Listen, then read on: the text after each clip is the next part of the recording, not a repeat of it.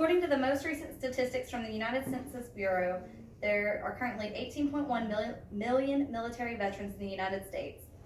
That's from the United States Census Bureau, FFF, Veterans Day 2016, November 11th.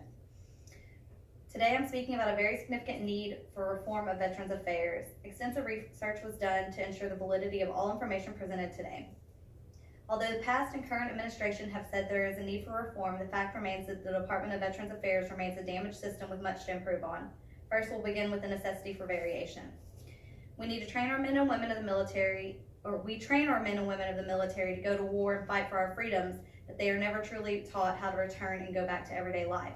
Many of our soldiers come back physically and mentally broken. Most of these are impaired in a way that will continue to affect them the rest of their lives.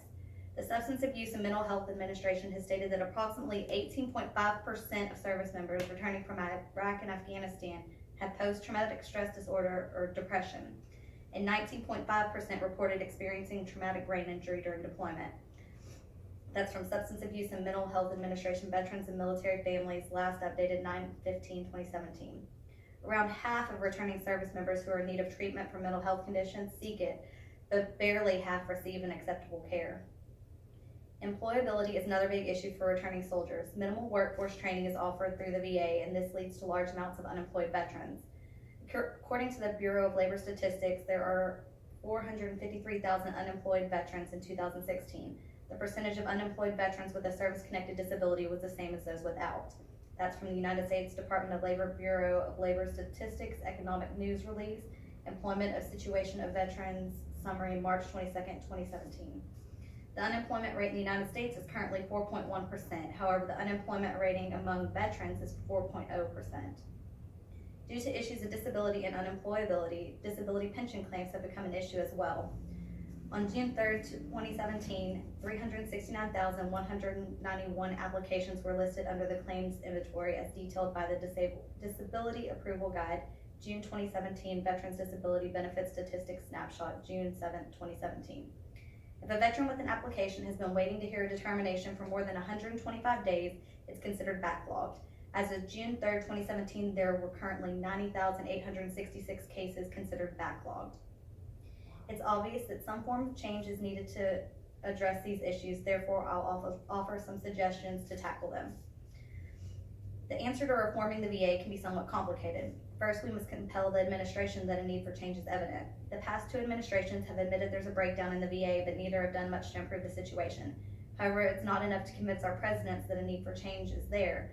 We have to convince the branches of legislators so they will pass a bill to aid in the reform. Veterans' rights advocates are needed now more than ever to go to battle for our veterans and stand up for what is needed. They need to be speaking before the House and Senate every chance they get about employing some kind of change to better the lives of those who put theirs on the line for us. Funding is always an issue anytime something new is proposed. President Trump signed a $3.9 million funding deal to attempt to avert the Veterans Choice Program from bankrupting.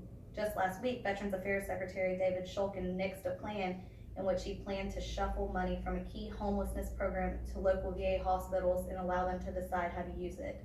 That's from Politico. VA kills plan to cut homeless vet program after outcry, Arthur Allen and Lorraine Woolard, December 12, 2017. An extensive audit of Veterans Affairs funding needs to take place. A plan needs to be enacted to ensure mismanagement of funds is not happening and causing further damage to the system. Finally, we'll discuss how we can envision the solution. A reformed VA can only benefit America as a whole. With specialized mental health treatment, less veterans are likely to harm others or take their own lives. Once a soldier or veteran suicide rates by state, October 7th, 2017 states, we know that of the 20 suicides of veterans a day that we reported last year, 14 were not under VA care. This is a national public health issue that requires a concerted national approach, according to said VA Secretary David J. Shulkin. The media likes to exploit the fact that a person is a veteran if they're in a spotlight crime. They call into question if the veteran was receiving adequate care, could the crime have been avoided? Oftentimes the person's military service has nothing to do with the crime, but it's made to seem so. Proving that adequate care is being provided for all of our veterans would remove the scapegoat from the media's exploitation. Enhancing the VA's employment program would lead to nothing but good. Increasing the employment rate among veterans would also decrease the national unemployment rate. Less job outsourcing could be used and our money could stay in our country to be invested back into our market. With enhancements made to the VA disability and pension departments, more disabled veterans could have their applications processed in a timely manner. This in turn would result in less homelessness and stress among those not homeless. Money's a huge stressor, and a disability check monthly could greatly benefit those that are deserving. Moving forward, I would like to summon you to act for the changes that I have proposed.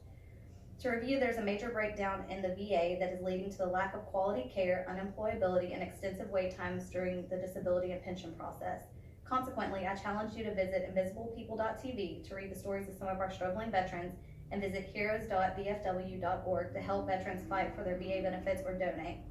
It's time that we stand up and fight for those that have fought for us. In closing, it's time for a change in the VA. Are you willing to be part of that change?